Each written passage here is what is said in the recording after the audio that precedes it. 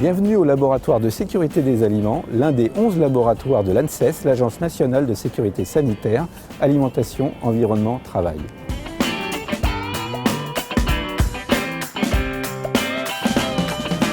Je vous propose une visite guidée afin de mieux comprendre comment nous travaillons au quotidien au laboratoire. Notre rôle est d'apporter une expertise scientifique au pouvoir public en matière de sécurité sanitaire de l'alimentation humaine. Situé sur 2 sites, à Maisons-Alfort en région Île-de-France et à Boulogne-sur-Mer en région Hauts-de-France, près de 140 personnes contribuent au quotidien à améliorer la qualité sanitaire des aliments qui sont offerts aux consommateurs. Le laboratoire s'efforce de développer et d'améliorer les méthodes d'analyse pour permettre de mieux détecter les principaux agents pathogènes ou les agents toxiques présents dans les aliments. Mais aussi, il produit de la connaissance sur le niveau d'exposition du consommateur à ces contaminants, cherche à mieux comprendre leur mode d'action ou leur devenir dans la chaîne alimentaire. Pour cela, le laboratoire est organisé en 3 départements, 2 départements à Maisons-Alfort, le département des contaminants biologiques et le département des contaminants chimiques.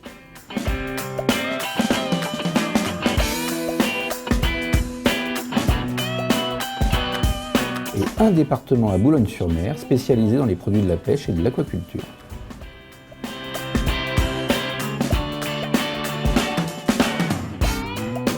Le laboratoire est spécialisé dans l'étude des bactéries, des virus et des parasites tels que Listeria monocytogenes, Salmonella, les vibrions ou les staphylocoques. Il possède une forte compétence sur les virus entériques transmis par l'eau et les aliments. Il recherche par exemple les principaux parasites des poissons, dont les anisakis.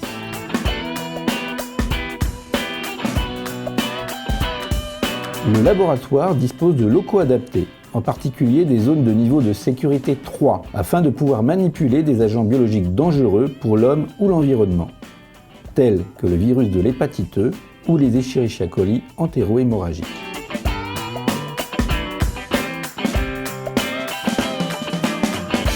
On y trouve aussi des équipements analytiques de pointe pour identifier et caractériser l'ensemble des contaminants biologiques à partir notamment de leur ADN.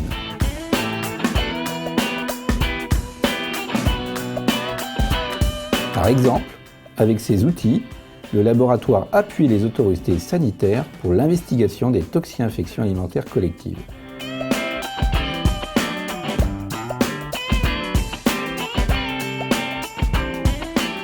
Au laboratoire, les contaminants chimiques sont également étudiés.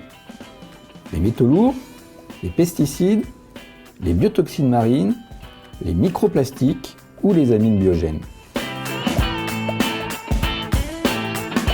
Pour mesurer les éléments chimiques présents dans les aliments sous forme de traces, le laboratoire dispose également d'une salle blanche et de matériel d'analyse de pointe tels que des chromatographes en phase liquide ou gazeuse couplés à de la spectrométrie de masse haute résolution.